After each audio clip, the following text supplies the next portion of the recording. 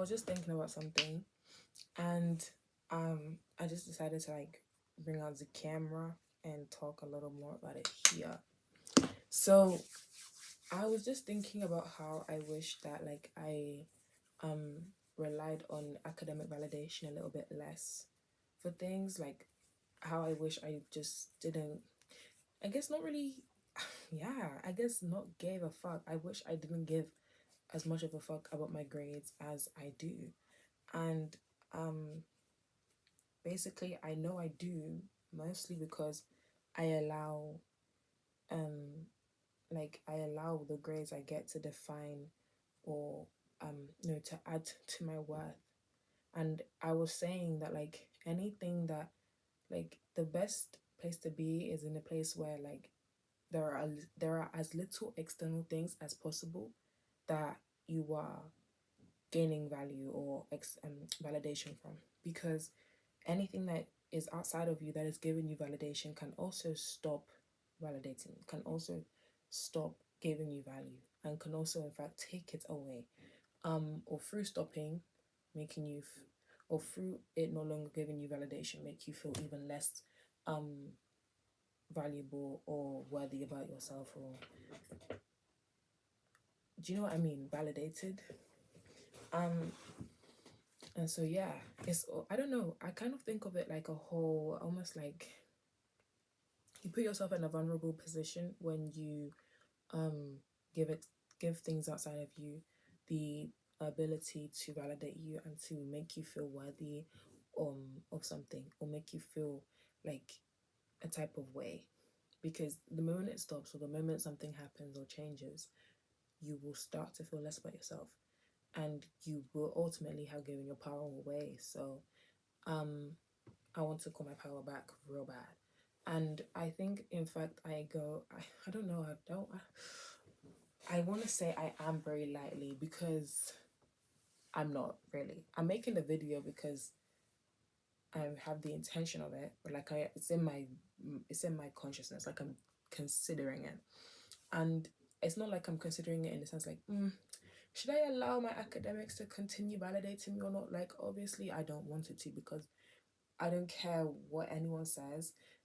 I am above and greater than my academics and my grades and stuff. But I can't fully commit to that mindset because, or at least not yet, because I know and I have compassion and sympathy for myself, because I understand where I've come from, where I am from, and the fact that I have basically been socialized through school and through my community and through my family, like that academics is important, your grades are important. And almost like over time I've kind of just got like this whole sense of like, I don't know, like if your grades aren't good, then you aren't like worth listening to, or someone worth reckoning with, and it's like you don't take anything seriously, you don't take your life seriously, because you're not taking your academics seriously, which is really sad, because I don't think that your academics is like the one, like getting good grades, I don't think that's like an indication of that, of whether you should be taken seriously or not. It's like you have to work and earn your, like you have to work to be respected, work and earn to be valued as a human being. And it's like I don't agree with that. And it's like I've never really said that out loud, like I've never really considered that to be a thing, like a problem, or like a just a reason for why I care about the grades I get to any degree. um but saying it out loud has felt like a big weight has just been lifted off my shoulders. Like, yeah, that is true. I feel like getting good grades feels like I have worked to be seen as valuable or seen as worthy. Um, and it's almost like, I don't know how to put it, but like the grade you get is almost proportionate, comparative, related to how worthy of respect you are, or how worthy you are of being listened to. um yeah, I don't think that's healthy. And I think it's partly my family, but I think it's even bigger than that. It's the community that I've grown up in. And my parents, for example, right? It's not that they don't care about academics and they don't care about education. They definitely come from educated backgrounds. They do. But they themselves, I realize they're not really the problem like that for me, because they, like, for example, I'm not doing STEM subjects and they don't expect me to do STEM subjects. But um yeah, and with the grades, like, I do work hard at school anyways, like, as it is. And so maybe that's why they just don't really, they don't put pressure on me. Like, I seem to have a plan, even if it's not STEM based. But I think it's a bit interesting in the sense that, yeah, they don't do that to me, but with my siblings, they have become a lot more, like, almost strict, and I can't tell if they're being serious or not. Like, they, I can't tell. I actually cannot tell. Um but with my younger siblings, they're like, oh, you have to be a doctor, you have to be a like a banker, like you have to work in economics. And I'm like, you guys did not do this to me. Why are you doing it to them? And it could be because my younger siblings just, it's not like they don't yeah, they don't care as much as I do with my academics, or it's because they are partly not happy with the fact that I don't want to do anything STEM based, and they're trying to like, they're trying to assert more pressure and control onto my younger siblings so that they don't feel like they have failed. I don't know. Maybe I'm taking it personally, but that's besides the point. Please ignore my hair. I'm clearly not ignoring my hair.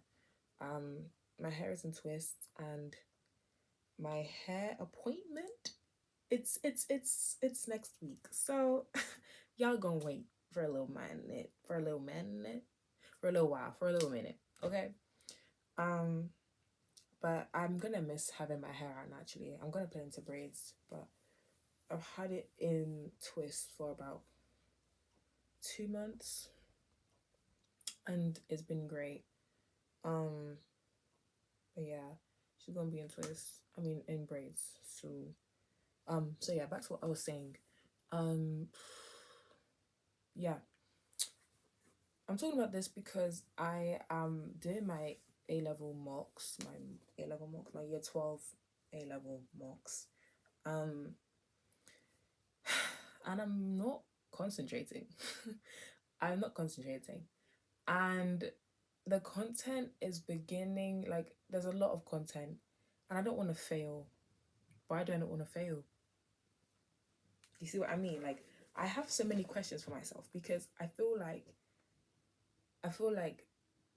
there are traits that I have that have come from somewhere and are stressing me out right now, but I'm not seeing the root of them. Like, I understand if people want to go and do stuff like STEM, like become a doctor, get an like do a degree in medicine, do a degree in vet med. Like, I understand why you would crave for good grades, and things like that. But even then, like, why?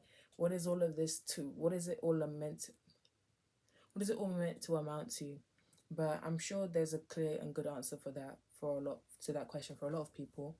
Whether it's I want to help people as a doctor, or I want to help pets as a vet med person, or I want to make lots of money so I can live happily ever after. Like, there's lots of reasons for people. But for my route, I don't know. Like, I do know what I want to do. I want to do social work. To specifically become a clinical social worker, which is basically a therapist, but without having to do a psychology degree, which I absolutely love because I could not see myself doing a psychology degree. I'm doing it for A level, and it's already annoying. Like, I love learning about some stuff, but research methods is not sexy to sit in a class and listen to about. Like, it's just not. I just don't want to be in a research methods lesson ever again. Just don't include me. So that's why I can't do it for A level. I mean, for a degree. And like, it's even worse then because that's like you thought this was much when you do a psychology degree, that's like the black hole. Like you're literally doing psychology in university. That's like the black hole of psychology knowledge. Like you will actually fall into the abyss and you will never come back out again. So I can't. And maybe I'm wrong. Maybe I'm wrong. Um, maybe I'm wrong. Shit. But it does definitely seem like just a step up from psychology A level, and that would make sense because literally a lot of the stuff in the psychology specification is based on studies that were conducted using university students in university. Lots of research happened in university, so I don't want to be involved. I'd love to read the findings. I'd love to read how the thing was conducted and the procedure, but to then do something on my own, I don't know. Maybe I'd like that, but what I know I wouldn't like is just learning about even more studies and even more theorists. I don't give a shit. But psychology in terms of the stuff that they talk about, in fact, no, I do give a shit. I am interested in the content, but what I'm not interested in is having to memorize it for an exam. I don't want to hear that. I don't want to do that. I just want to know information because knowledge is fucking power, not because I need to memorize it for an exam. Please. I think that's the big part of what makes education so unbearable, is that you can't just learn the knowledge because it's interesting and because it's good for you to know, but you have to prove something. You always have to prove something to somebody. And it's like, why? I don't want to. Why do I have to prove this to you? Why do I have to prove that I am like capable or intelligent through getting an A grade based on how much stuff I can memorize? Like they don't even give a shit if you've understood what they're saying. They say, oh, A level, the whole point is that you should go home and do a bit of extra research so that you can understand and gain understanding. La la la la la. Let's be so fucking for real. Ain't nobody doing extra research. And if you are, give yourself a motherfucking round of applause, bitch, because I ain't gonna clap for you. Okay? I'm joking. Well done. Good for you. Okay? But like, my point is, we learn the stuff to be able to churn it, like to vomit it all out in an exam paper. Like I'm going through past papers right now. This is a 16 marker, but I'm in year 12, so I just made it into like a plan. Like I'm not gonna actually fucking write a 16 marker. I know. And I know I'm probably gonna do it in the future because I only chose, well, I already dropped my 4th subject now. So I'm left with 3, which is psychology, sociology, and drama. Somebody tell me why I chose those 3 in combination, but it is what it is. My 4th subject was religious studies, but I dropped it because they started talking about infinity plus infinity equals like not infinity or infinity and something. And I was like actually losing my mind. And it was so sad because I loved the class and I loved the teachers. And I did find RS so interesting. And I like the space was so cool. Like for once it felt like you were in a class with a lot of like-minded people. It kind of did feel like that. And there was this guy that I was talking to, not romantically, but I don't know. I feel like I'll never forget my interaction with him because going into a girls' school and like being in a girls' secondary school for like a good 5-6 years, and then for the first time speaking to a guy in a class, but it didn't feel like I had to do anything. Like it didn't feel like I had to be like attractive or sexual or anything. Like I just could be myself, and like he would just tell me stuff about his school and we would just talk. Like I miss that, and I miss the interactions I had with him in particular. But yeah, I had to drop the subject, guys, sooner rather than later. And I think my school only gave us like a term to decide. I think, oh no, it was a term to swap subjects. And then you can drop a subject pretty much at any time up until I think this time period, which is like June, May, June-ish time, because that's when our mocks started. In the sense that I think that's the time period where we couldn't we couldn't drop subjects anymore. But that's not the motherfucking point. My point is, how do we walk away from academic validation and just liberate yourself? Because I want to learn how to be, I want to learn how to not feel overly happy when I get an A grade, and to also learn how to not feel overly disappointed or distraught or distressed if I get a C grade or a D grade. I've only got, like, the lowest grade I've gotten so far is a C grade, like through like assignments and assessments and stuff. C grade. And I don't know, I don't want to see that ever again. But it's like, why? I mean, I definitely learned from that C grade. I learned to revise AO3 points for psychology yet again. But I don't know. Do you know what I mean? Like, I don't want to be overly attached to the grades I get. And, I think, I guess it's understandable if you study really hard and work really hard for an A grade and you get an A grade. You should not be crying if you see your A grade. Like, you shouldn't be crying tears of sadness if you see your A grade, or start hating or like criticizing yourself for getting an A grade, but you worked hard for an A grade. I think, and that's maybe what I'm trying to come to terms with. It's like, you don't expect more than what you worked for. And I say that lightly because there's different situations, in my personal opinion, where that doesn't actually, that's not a rule you should apply. But I think in terms of my academics, for me to find peace,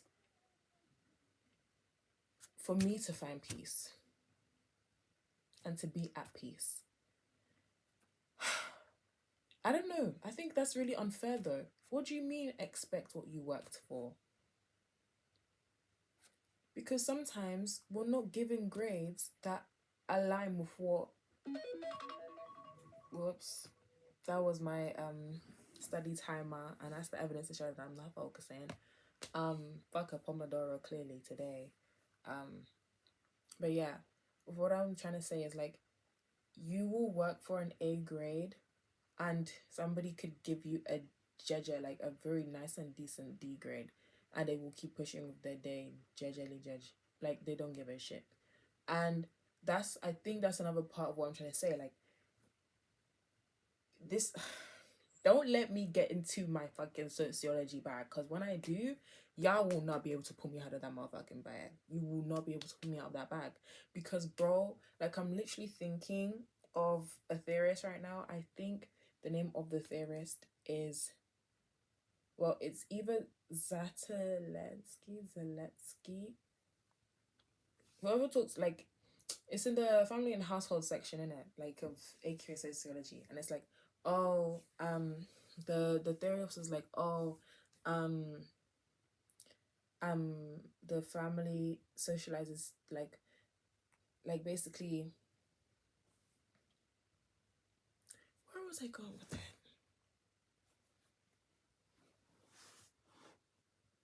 Basically, I feel like education socializes us to work hard for small rewards, like for small reward, for small gain. And it's like, we're not encouraged or taught to define success on our own terms, but instead we are taught to define success for us based on what somebody else tells us is success and is the thing we should be aiming for. That's what I'm trying to say here. And maybe it's bigger than sociology, that statement, but it's true, and it's definitely got roots in sociology. Like, I think of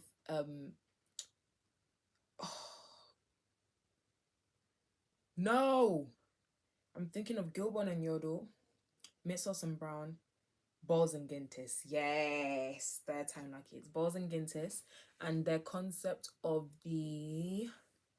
not the oppression cycle, what their ass is that? The correspondence principle. Yeah, look who's ready for her exam. Who's ready for her exam? Yes, it's me. I'm ready for my exam. So the correspondence principle by Bowles and Gintes basically suggests that, like, the workplace, like the school, the way school is structured and the things that occur in school kind of just mirrors the workplace. And the point is that school socializes children, prepares children to be good and obedient and um like yeah, good and obedient workers for the bourgeoisie. That's it. Like, I'll just socialize to support capitalism by continuously being workers and not producers, but yeah, just workers that obey and submit to the orders of those superior to us and the bourgeoisie, in other words. Um, and so that comes, and in this context, I guess it fits by working for a reward in the workplace, working and obeying your superiors, working hard, doing more than people, I don't know, that will get you a higher pay. Pardon me. In education, you revise, study, get an A grade. That's your reward. I don't want that to define me. I don't want that to make me feel like I'm not worth listening to, or that I'm not worth respecting, and that I'm not like worth anything, and like I don't have a good head on my shoulders because I didn't get an A star as a result. Like, I just, do you know how dehumanizing it is? Like, you just, like, you can't think or see yourself as worthy of respect, or just seeing yourself as someone who has, that's even worse than that, is to think that you don't have value, that you lack value in comparison to the other person who gets A grades because you didn't get as high of a grade than they did. What?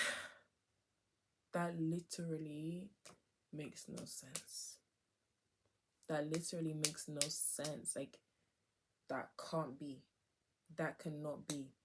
Because it will just breed really messed up, really fucked up senses of self and perceptions of and on other, like, of other people.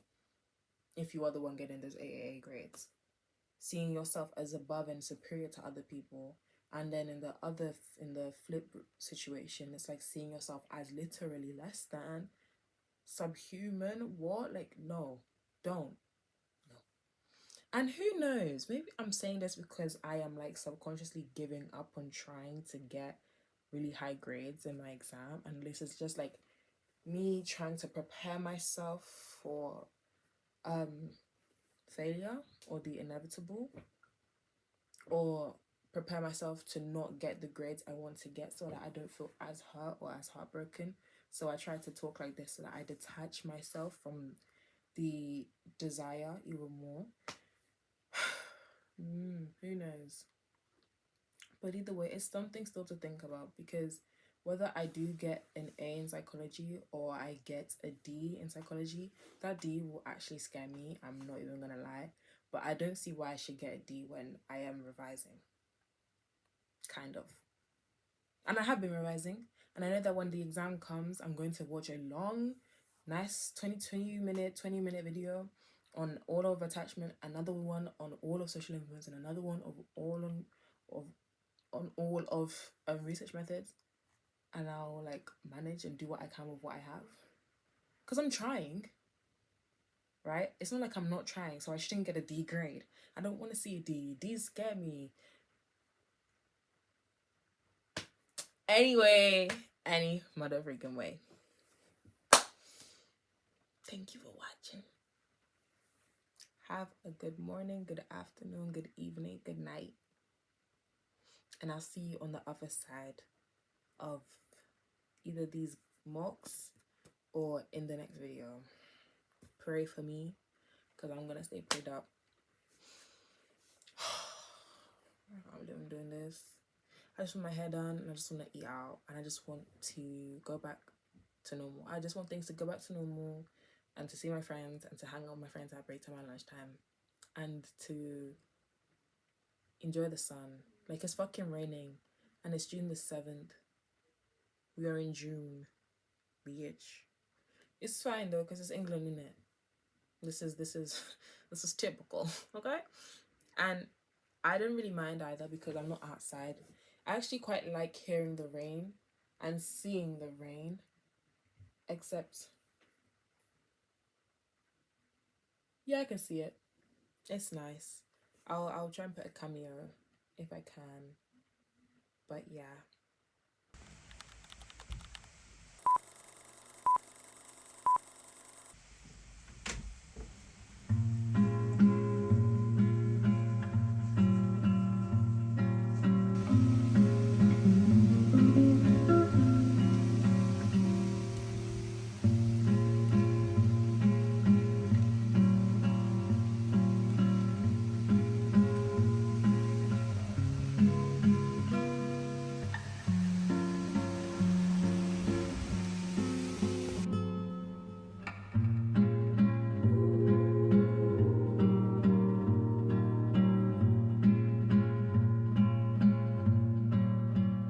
Nature is good, rain is good, sunshine is good, everything is good, and it's always going to be good because everything happens for our highest good. Good night, good afternoon, good morning, good day, all of that, good evening, all of that. Right now it's 7:28, so that's why I'm probably like saying good night and good evening a lot. But yeah, it still looks like it could pass for 4 p.m, 5 p.m though. Anyway, adios.